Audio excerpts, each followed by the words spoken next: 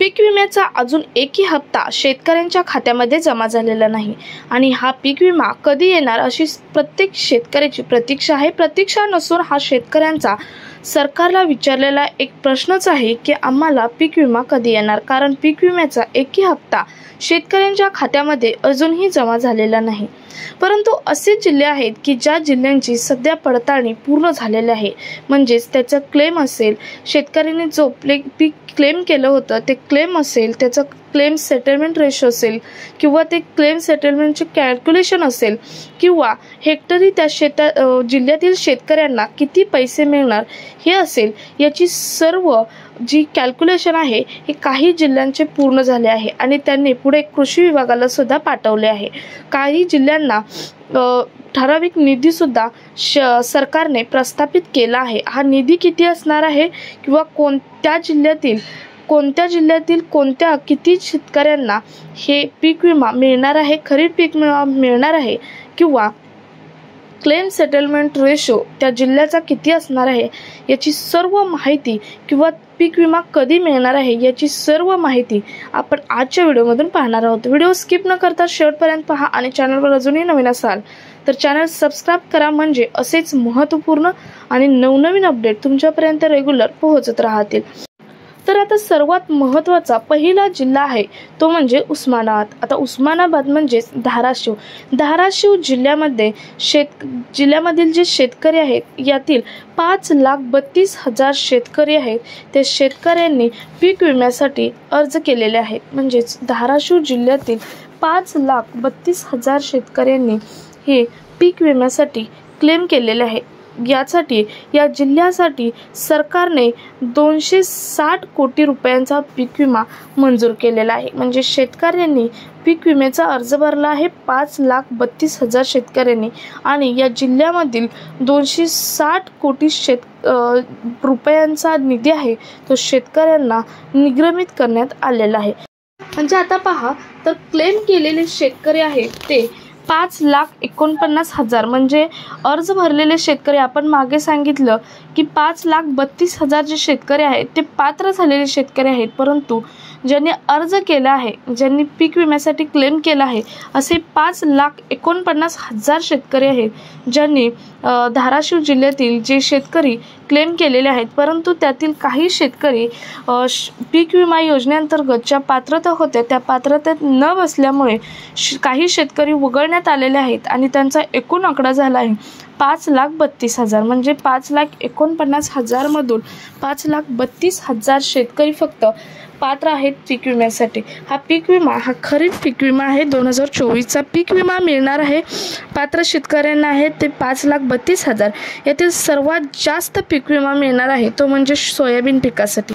यातील 4,70,000 जो पीक विमा मिळणार आहे, ज्या शेतकऱ्यांनी पीक विमा क्लेम केला आहे अशा शेतकऱ्यांना 4,20,000 शेतकऱ्यांना सोयाबीन उत्पादनासाठी पीक विमा हा मिळणार आहे। सोयाबीन उत्पादनासाठी ज्या शेतकऱ्यांनी क्लेम केला आहे त्या शेतकऱ्यांना हा पीक विमा 4,70,000 शेतकऱ्यांना पीक विमा मिळणार आहे। यांचा जो पीक विमा क्लेम आहे तो सुद्धा पूर्ण झालेला आहे। पीक विमा क्लेमचं जे कॅल्क्युलेशन केलं जातं ते सुद्धा पूर्ण झालेलं आहे। मी आत्ताच तुम्हाला पहिल्यांदा सांगितलं होतं की पीक विमा कॅल्क्युलेशन कोणत्या जिल्ह्याचे पूर्ण झाले आहे किंवा पीक विम्याचा जो सेटलमेंट रेशो असतो तो किती आहे ते सुद्धा सांगण्यात आलेलं होतं। मी आता तुम्हाला आकडाही सांगितला की किती शेतकरी पात्र आहेत। 5,32,000 शेतकरी पीक विमा क्लेमसाठी आहेत, त्यातील 4,70,000 शेतकरी सोयाबीन पिकासाठी आहेत। तर यांचा सर्व पीक विमा क्लेम जो कॅल्क्युलेशन असतं ते सुद्धा पूर्ण हे झालेलं आहे।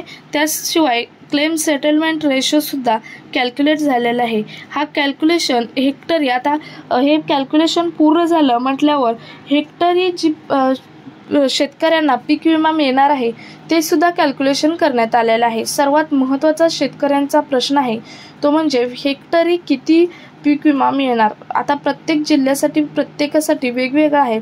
त्यामध्ये धाराशिव जिल्ह्यासाठी आहे तो म्हणजे हेक्टरी 6,200 ते 6,500 रुपये हा पीक विमा मिळणार आहे। त्यांचा पीक विमा क्लेम सर्व पूर्ण होऊन कृषी विभागाकडे हा जो क्लेम सेटलमेंट रेशो असेल किंवा क्लेम्स कॅल्क्युलेशन असेल सर्व सेट करून सो हेक्टरी किती शेतकऱ्यांना किती मिळणार हे सुद्धा सेट करून सर्व कृषी विभागाकडे पुढे पाठवण्यात आलेले आहे। पीक विमा क्लेम कॅल्क्युलेशन ठरवण्यात आले आहे। हा डेटा सेट करून हे सर्व कॅल्क्युलेशन पूर्ण करून ही सर्व डेटा हा कृषी विभागाकडे पुढे पाठवण्यात आलेला आहे। कृषी विभाग याच्यावरती पडताळणी करून मगच तुमचा जो पीक विमा आहे तो पीक विमा तुमच्या खात्यामध्ये जमा करण्यात आलेला आहे। आता काहीच राहिलेलं नाही, फक्त तुमच्या खात्यामध्ये पीक विमा जमा करायचा राहिला आहे। तो कृषी विभागाकडे सर्व सेटअप करून गेला आहे, परंतु तुमच्या खात्यामध्ये जमा करायचा राहिला आहे।